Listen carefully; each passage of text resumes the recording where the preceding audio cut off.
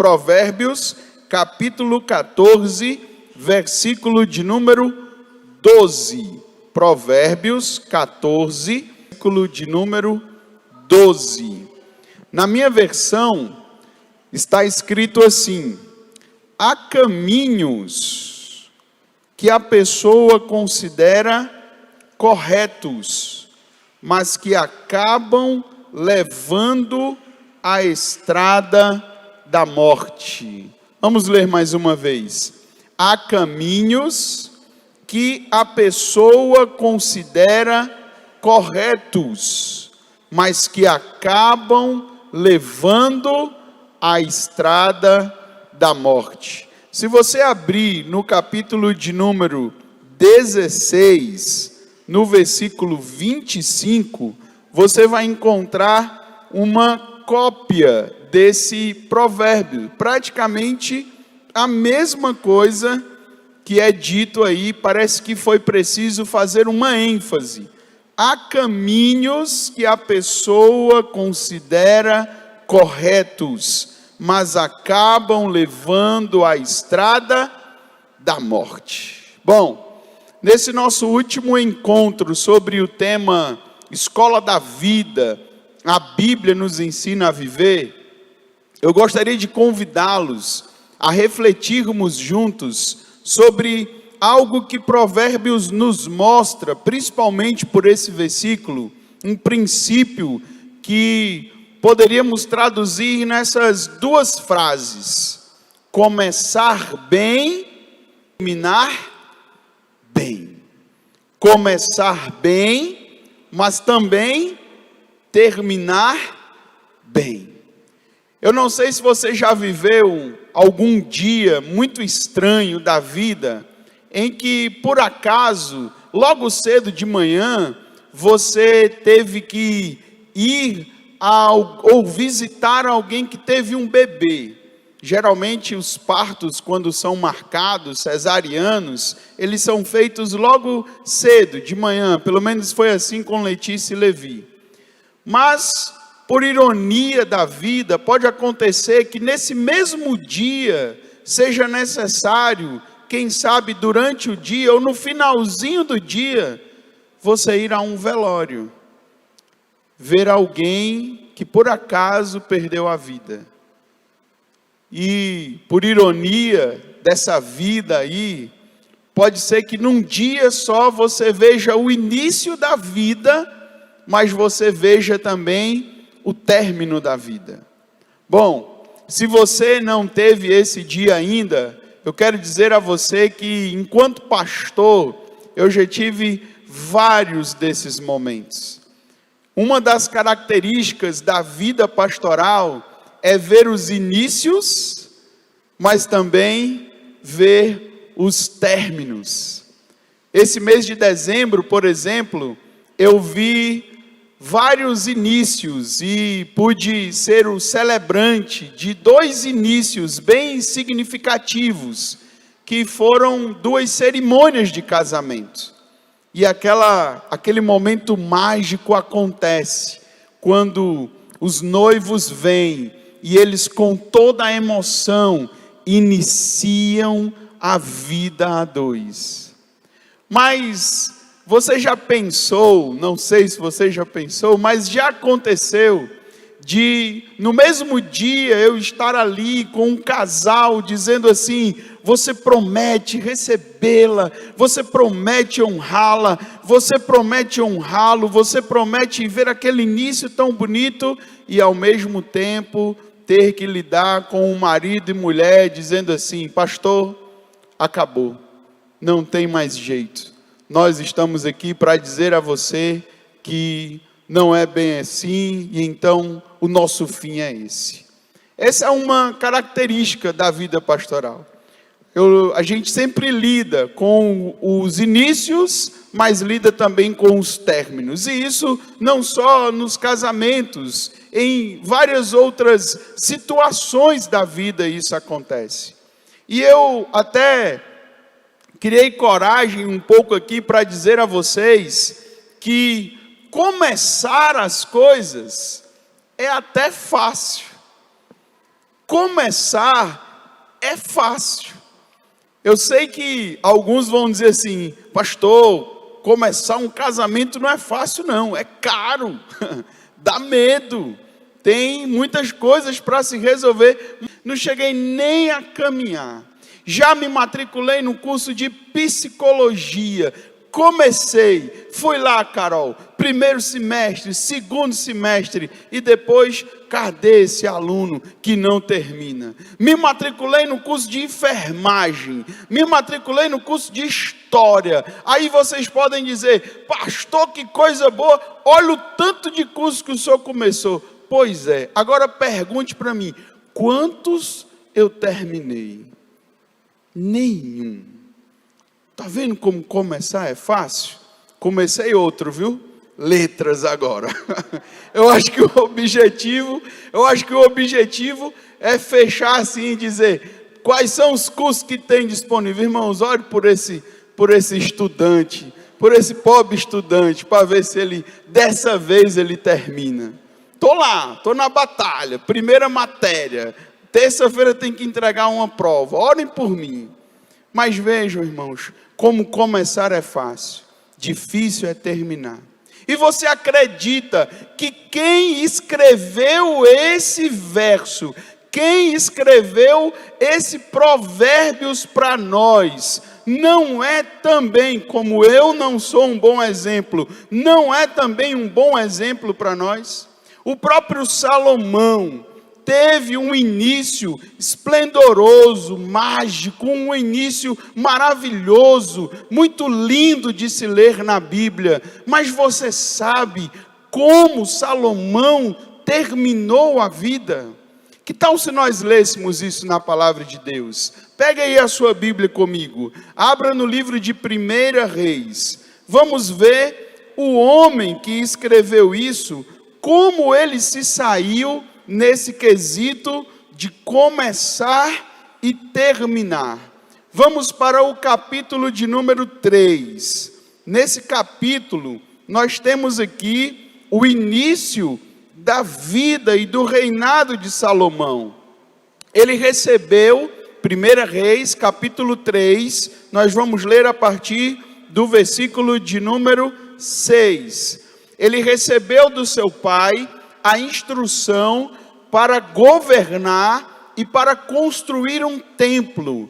A grande missão de Salomão era construir o templo. Nesse capítulo que nós vamos ler aqui, Deus tem um encontro com Salomão no início do reinado dele. E olha o que Salomão diz a Deus a partir do versículo de número 6. Na verdade, nós poderíamos ler o versículo 5, porque nessa noite aqui, olhe o encontro que Deus tem com Salomão, e diz assim: naquela noite, 1 Reis, capítulo 3, versículo 5, naquela noite, o Senhor apareceu a Salomão num sonho e lhe disse: peça o que quiser, e eu lhe darei. Já pensou essa proposta de Deus para nós, hein? Peça o que quiser e eu lhe darei. Versículo de número 6, Salomão respondeu: tu mostraste grande amor leal ao teu servo, meu pai Davi, pois ele foi fiel, justo e verdadeiro diante de ti. Agora, continuaste a mostrar teu grande amor leal, dando-lhe um filho para sentar-se em seu trono. Agora, ó Senhor meu Deus, tu me fizeste reinar em lugar de meu pai Davi, mas sou como uma criança pequena que não sabe o que fazer. Aqui estou no meio do teu povo escolhido, uma nação tão grande e numerosa que nem se pode contar. Dá a teu servo um coração compreensivo, para que eu possa governar bem o teu povo e saber a diferença entre o certo e o errado, pois quem é capaz de governar sozinho este teu grande povo? Veja a humildade de Salomão, veja a forma como ele se coloca diante de Deus. Que início maravilhoso, que forma bonita dele se expressar a Deus. O resultado desse início foi maravilhoso. Abra no capítulo 4, leia comigo no versículo 20, o resultado da humildade de Salomão. A Bíblia registra dizendo assim: o povo de Judá e Israel era tão numeroso quanto a areia do mar. Todos estavam muito contentes e tinham comida e bebida com fartura. Salomão governava sobre todos os reinos, desde o rio Eufrates ao norte, até a terra dos filisteus e a fronteira do Egito ao sul. Os povos conquistados enviavam tributos a Salomão e continuaram a servi-lo durante toda a vida. Ainda no versículo de número 29, 1 Reis 4, 29, nós vamos ler o seguinte: Deus concedeu a Salomão grande sabedoria e entendimento, e conhecimento tão vasto quanto a areia na beira do mar. Sua sabedoria era maior que a todos os sábios do Oriente e de todos os sábios do Egito. Se a Bíblia tivesse parado aqui na história de Salomão, nós iríamos já pensar ou ter a certeza de que esse reinado desse rei foi maravilhoso, foi muito bom, o melhor rei de Israel, o homem mais sábio da terra, o homem que tinha toda a sabedoria. Então ele começou bem, e se a Bíblia não diz o final, nós iríamos logo supor que ele terminou bem. Mas a Bíblia dá alguns outros detalhes, irmãos. E a gente vai agora para o capítulo 11. A gente vai pular aí algumas coisas. E nós vamos verificar o final da vida desse rei. 1 Reis, capítulo 11, versículo de número 1. O rei Salomão amou muitas mulheres estrangeiras. Além da filha do faraó, ele se casou com mulheres de Moabe, de Amon, de Edom, de Sidom. Vocês estão vendo aí, irmãos? Vou ler de novo, viu? Vou ler de novo, presta atenção. Além da filha do faraó, presta atenção, Eduardo, ele se casou com mulheres de Moabe, de Amon, de Edom, de Sidom e dos hititas. Rapaz, acaba casou, viu? Vamos lá, versículo 2. O Senhor havia instruído os israelitas claramente: não se casem com mulheres dessas nações, pois desviarão seu coração para os deuses dela. Espera aí, mas Salomão não era o homem mais sábio de toda a terra? Ele não era o homem que escrevia os provérbios? Ele não era o homem que dizia às pessoas os bons conselhos? A gente pode parar aqui um pouquinho e pensar assim: o que foi que deu errado? Por que ele desobedeceu? E a gente pode voltar para Provérbios 14, e lá vai dizer o quê? Fica aí em 1 Reis, não muda não, fica aí, vamos ler mais um pouquinho.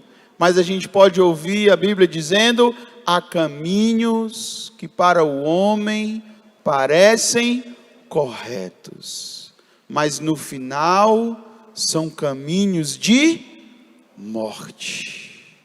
Aí olha o versículo de número 3. No total, casou-se com, irmãos, não sou eu que estou dizendo não, é a Bíblia, viu?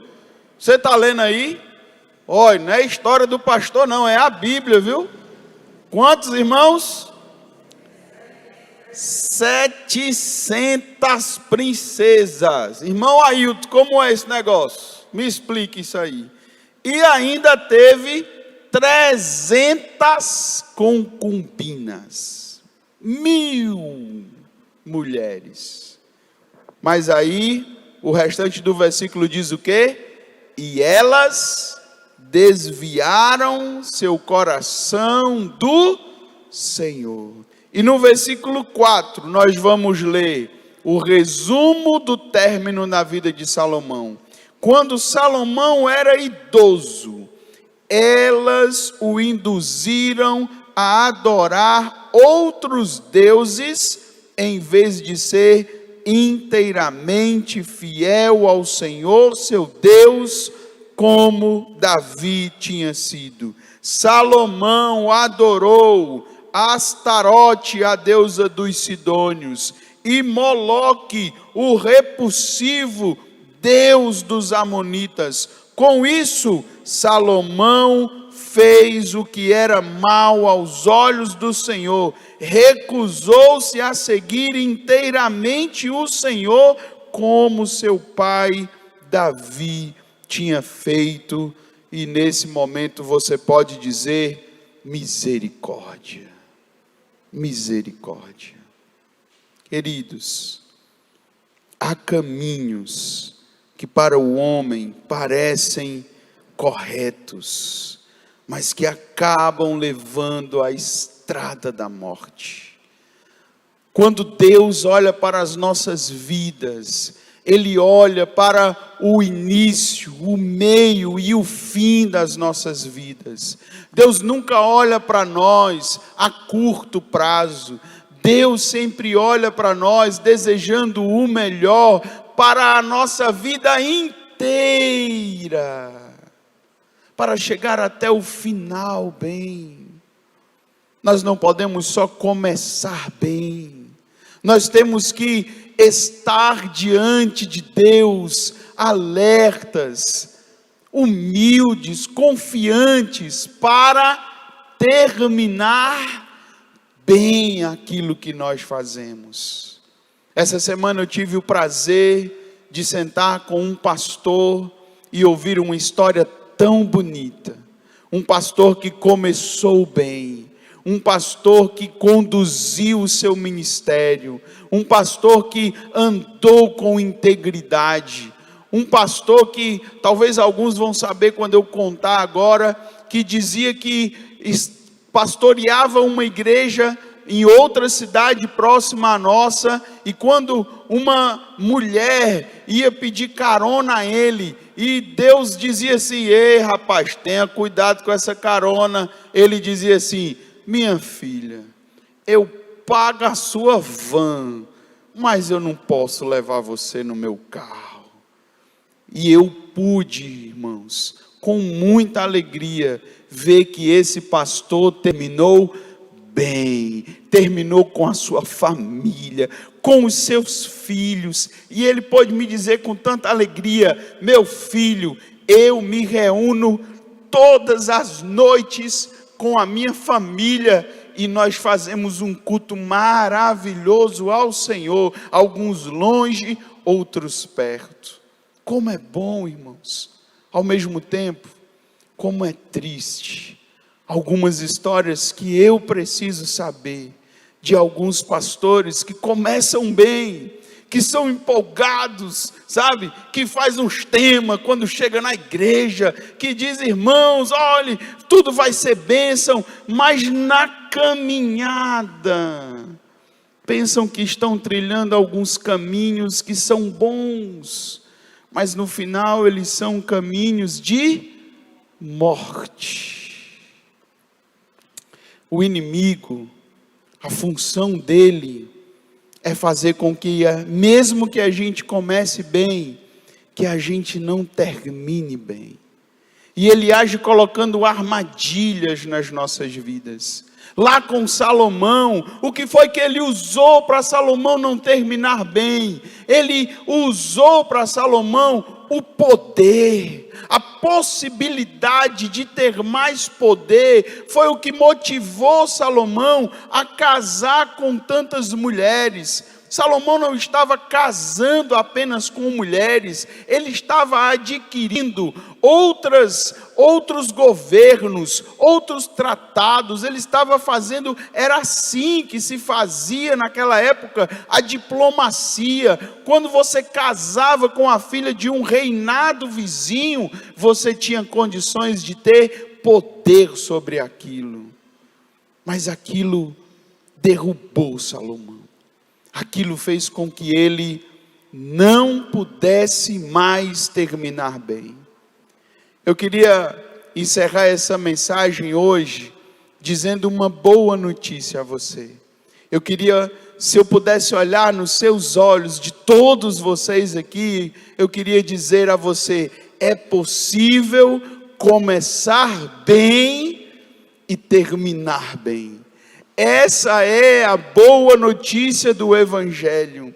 Essa é a boa notícia da palavra de Deus. É essa a mensagem que é expressa para nós através de Jesus. Jesus é o Filho de Deus que veio à terra para dizer a nós que é possível você, em tudo que você fizer, você prosperar. Em tudo que você fizer, você ser abençoado, bem-aventurado, se você depositar a sua fé, a sua esperança, a sua vida nele.